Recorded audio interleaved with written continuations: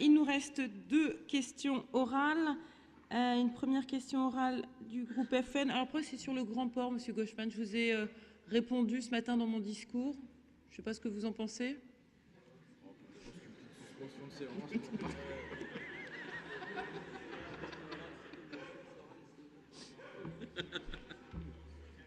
C'est comme vous voulez. Hein.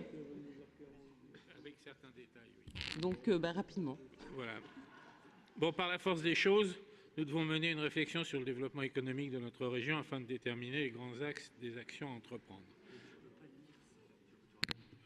Parmi les grands équipements dont nous disposons, il y en a un qui devrait mériter une attention toute particulière. Nous allons parler du Grand Port. Je vous fais grâce de la partie historique qui prend 2 paragraphes et la moitié de ma page. Les gens qui voudront la lire seront les bienvenus, mais sautons directement à la conclusion à laquelle elle amène. L'activité portuaire, toute classification confondue, s'est progressivement déplacée vers l'estuaire qui assure aujourd'hui les 9/10 du traitement des marchandises. Parallèlement, le statut du port de Nantes-Saint-Nazaire a évolué. Port autonome jusqu'en 2008, il a été placé sous la tutelle de l'État à partir de cette date, qui l'a transformé en établissement public à caractère industriel et commercial.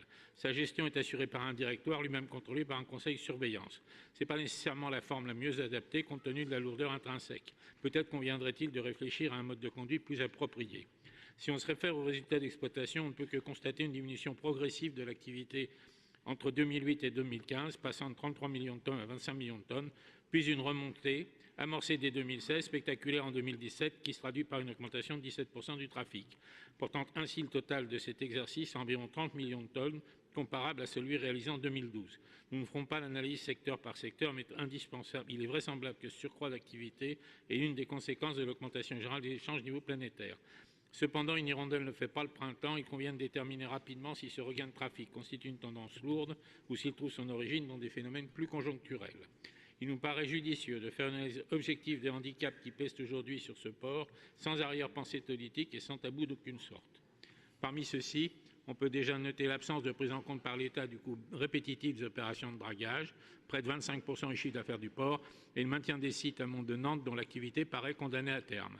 Enfin, l'enclavement du CIF de Montoire et des terminaux afférents, reliés uniquement à Nantes par voie express routière ou ferrée, alors que le manque de liaison rapide et à gros débit tant vers le nord que vers le sud que se fait cruellement sentir. Pourriez-vous, Madame la Présidente, nous tenir informés dans un délai raisonnable de l'évolution des réflexions sur ce sujet? Nous vous en remercions. Bien, comme je l'ai évoqué ce matin, beaucoup d'inquiétudes sur ce grand port. Bon, la bonne nouvelle, c'est que l'État a décidé donc cette semaine, après différentes interpellations auprès du Premier ministre et du ministre, de ne pas remonter donc les dividendes pour 2016 et que ça reste bien évidemment au bénéfice du grand port. Aujourd'hui, concernant ce grand port, le compte n'y est pas, comme j'ai pu l'évoquer ce matin, concernant notamment les dotations de dragage.